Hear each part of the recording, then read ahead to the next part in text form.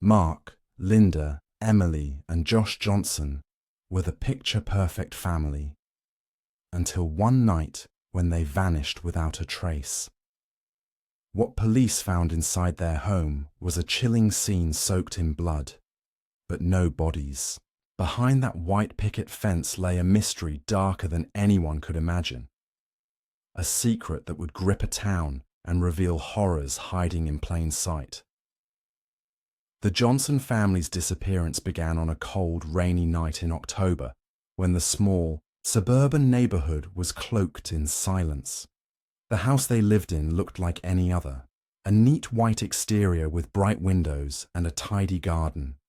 For years, the Johnsons had seemed like the perfect family. Mark, the father, Linda, the mother, and their two children, Emily and Josh.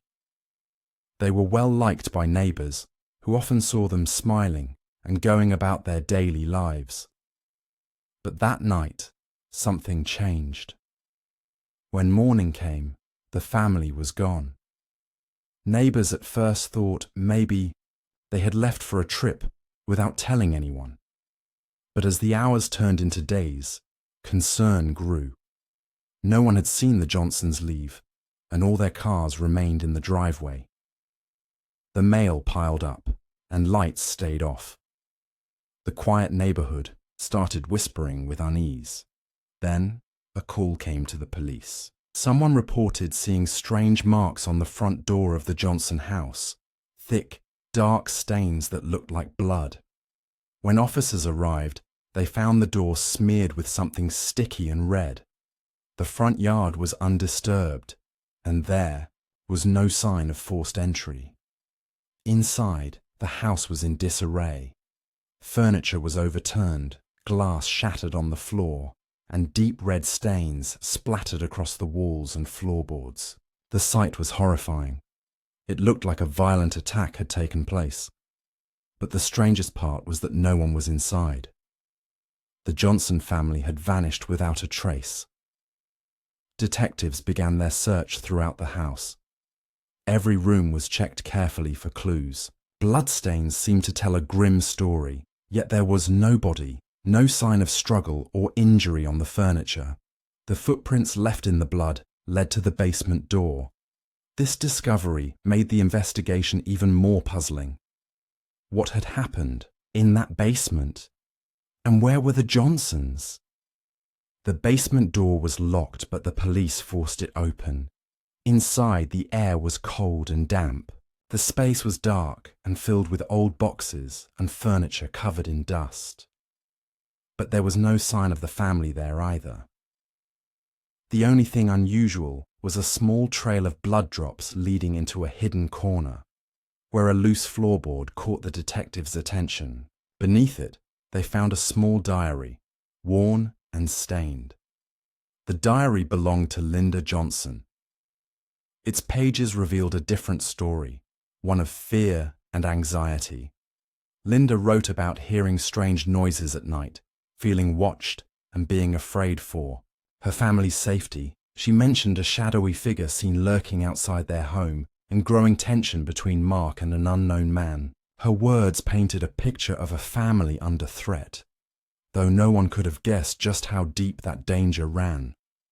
The mystery of the Johnsons' disappearance quickly became the talk of the town. The police questioned neighbors and friends, but found no answers. Everyone said the family was normal, kind, and peaceful. No one knew why anyone would want to hurt them, or why they would vanish so suddenly. As the investigation stalled, the house itself seemed to hold its breath, keeping its secrets locked away. The stains of blood were a chilling reminder that something terrible had happened. Yet the truth remained hidden in the shadows. What began as a missing family case was turning into a haunting puzzle, one that would unravel dark secrets and expose dangers no one saw coming. The Johnsons had disappeared into thin air, and the House of Blood held the key to a terrifying mystery waiting to be solved. Inside the Johnson house, the detectives found a scene that grew darker with every step they took. Bloodstains marked every room, splattered across the walls in erratic patterns. The damage was clear. There had been violence. Furniture was shattered, as if a fierce struggle had taken place. But what puzzled investigators most was the lack of bodies. The Johnson family was missing, and the only trace of them was a trail of blood that seemed to tell a story of fear and chaos. Following the crimson footprints, detectives moved cautiously toward the basement. The steps creaked under their weight, and the air grew colder and heavier. The trail led to a basement door, locked but no longer secure enough to keep secrets hidden. Beyond it lay darkness and silence, broken only by the occasional drip of water. The basement was cold and damp, filled with forgotten furniture and covered in dust, but there was no sign of the family. The trail of blood ended in the corner where a loose floorboard caught the eye of one detective. Carefully lifting it, revealed a hidden compartment, and inside was a small, weathered diary. The diary belonged to Linda Johnson. Its pages were fragile, marked by smudges and tears. But the words inside told a story of growing fear. Linda wrote about strange noises echoing through the house at night, whispers and footsteps that couldn't be explained. She described feeling watched, as if unseen eyes were following her every move. Her handwriting became shakier over time, revealing a woman trapped in fear. She mentioned seeing a shadowy figure outside their home, someone who never spoke but whose presence chilled her to the bone. There were also hints of tension between Mark, her husband, and a man she described only as dangerous. Outside the house, neighbors remained tight-lipped. They had seen nothing unusual, yet some spoke of a strange figure spotted near the home late at night, a person wearing a mask and carrying a heavy bag. The descriptions were vague but unsettling. The mysterious visitor vanished into the nearby woods, and no one could explain why or what they were doing there. The detectives expanded their search beyond the house, turning their attention to the surrounding forest. The woods were dense, shadowy, and full of hidden places. After days of searching, they discovered a shallow grave beneath a thick blanket of fallen leaves. Inside lay the body of a man, an old drifter with no known identity. He was alone, weathered by years on the streets, and seemingly unconnected to the Johnson family. But forensic analysis shocked the investigators. The blood found throughout the Johnson house matched this man's DNA, not that of any family member. This discovery flipped the entire case upside down. It was clear someone had staged the crime, seen to mislead the police. The blood was a trick, a grim mask hiding the truth. But who would do such a thing, and why? As the detectives delved deeper, they began to uncover layers of deception and hidden secrets. The quiet neighborhood was not as peaceful as it seemed. The Johnsons' perfect image was cracking, revealing a web of fear, threats, and lies. The House of Blood was no longer just a crime scene. It was a place where dark truths waited to be uncovered. Every clue pointed towards something more sinister, lurking just beneath the surface, and the question remained: who was really behind the blood and the vanishing? The discovery of the body in the forest marked a turning point in the investigation. The old drifter, buried beneath the thick layer of fallen leaves, seemed at first to be a random victim, someone disconnected from the Johnson family's disappearance. But the forensic team's findings suggested otherwise. The blood found inside the Johnson house matched the drifter's DNA, not the family's. This fact stunned the detectives, forcing them to rethink the entire case. Whoever had planned this crime scene was clever, using the drifter's blood to create a gruesome illusion and throw investigators off the trail. The forest surrounding the Johnson home became a critical focus of the investigation. It was vast, shadowed by towering trees and littered with fallen branches and hidden underbrush. An ideal place to hide secrets. Search teams combed through the area, looking for anything that might link the drifter to the Johnsons or reveal more about the strange figure seen near the house. Despite the dense wilderness, the police found traces of footprints and discarded items that hinted someone had been camping there recently. Among the items recovered was a worn backpack containing personal belongings. Inside was a faded photograph of Mark Johnson shaking hands with a man the detectives didn't recognize. The image showed a tense exchange, with the man's expression dark and serious. This clue pointed the investigation toward the father's hidden life, something his family and neighbors had never suspected. Digging into Mark's past, detectives uncovered a side of him he had worked hard to keep secret. Years before, he had been involved in risky business deals, some bordering on illegal. One partner, recently released from prison, had a violent history and a grudge against Mark.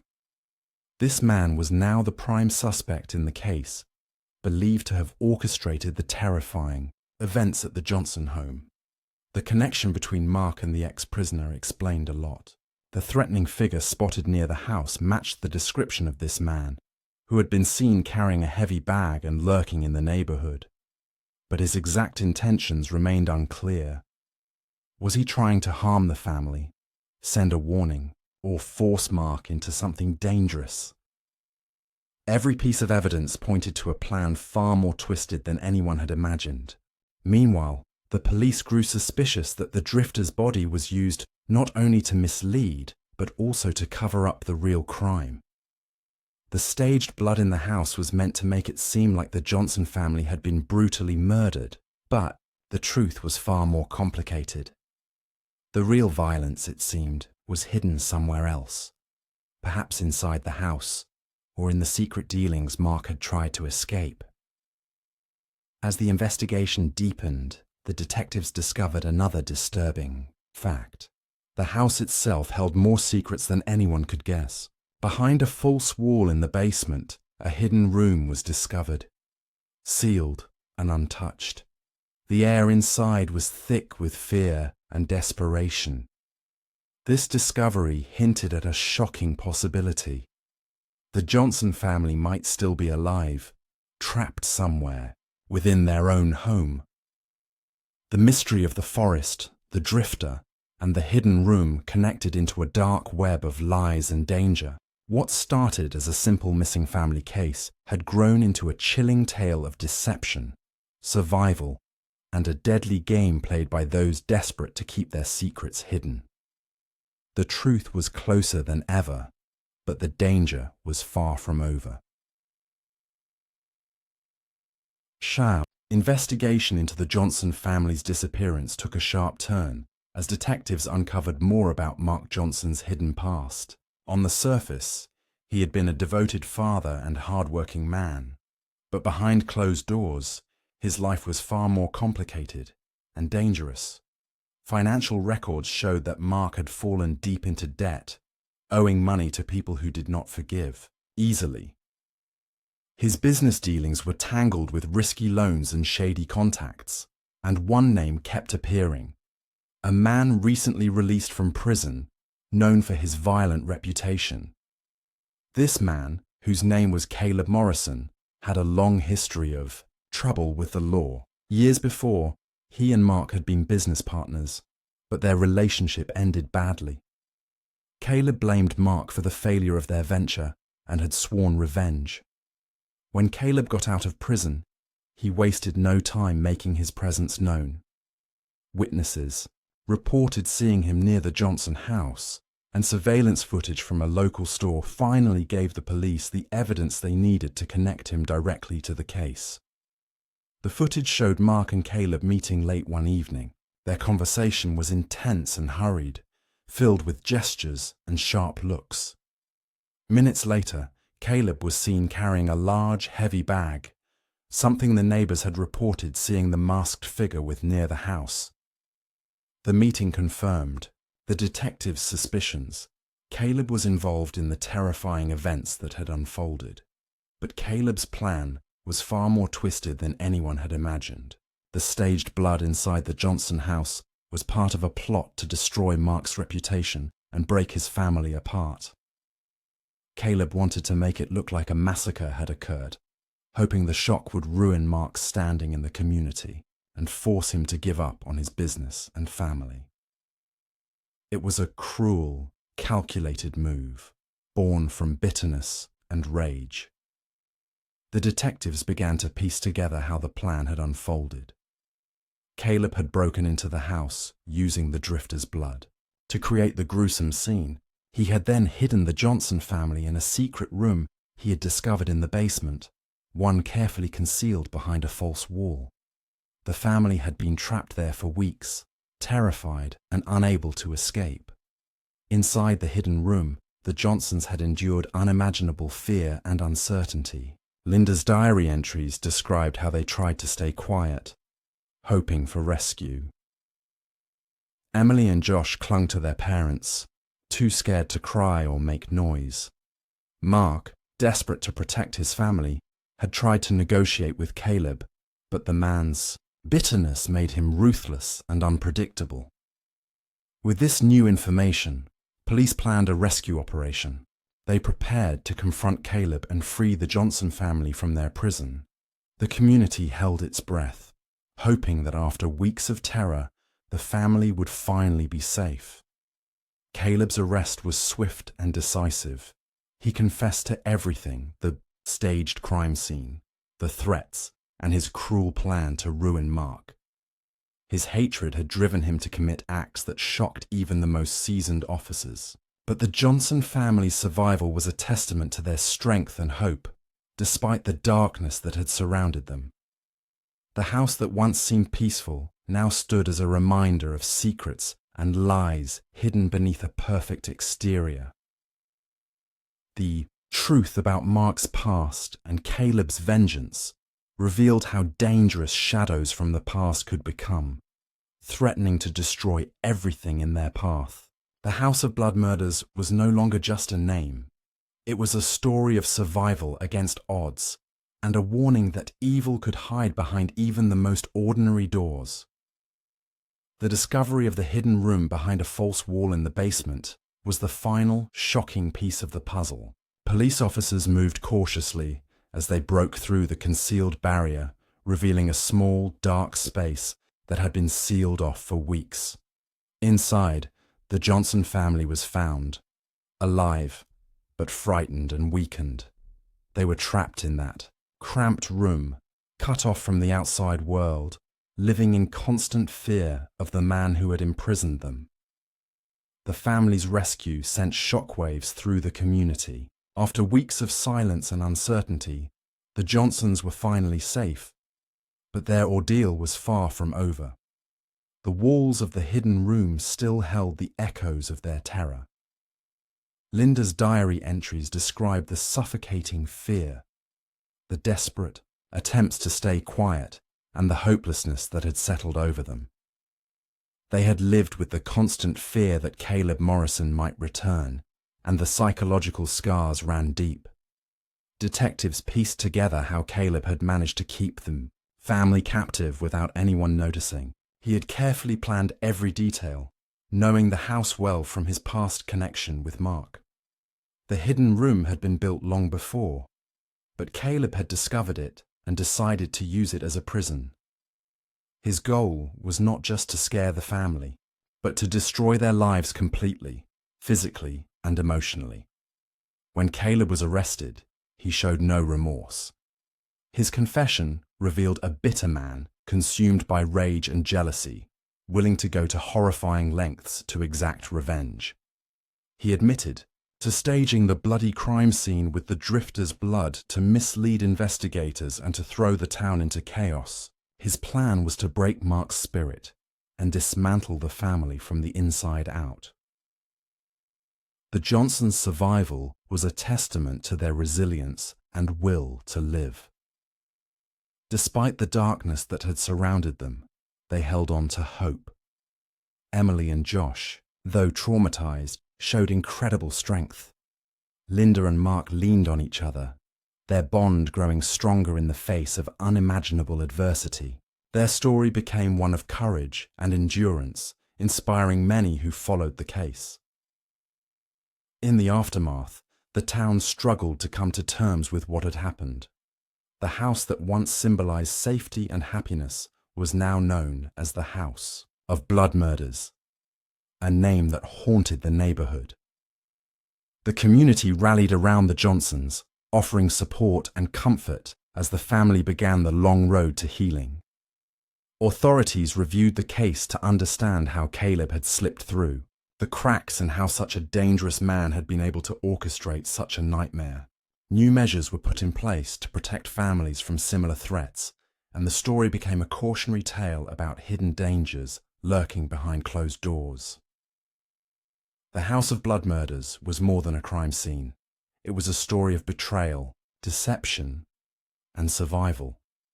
What had seemed like a gruesome massacre turned out to be a twisted game of manipulation and courage. The Johnsons' ordeal reminded everyone that sometimes the darkest secrets hide where you least expect them, and that hope can survive even in the darkest places.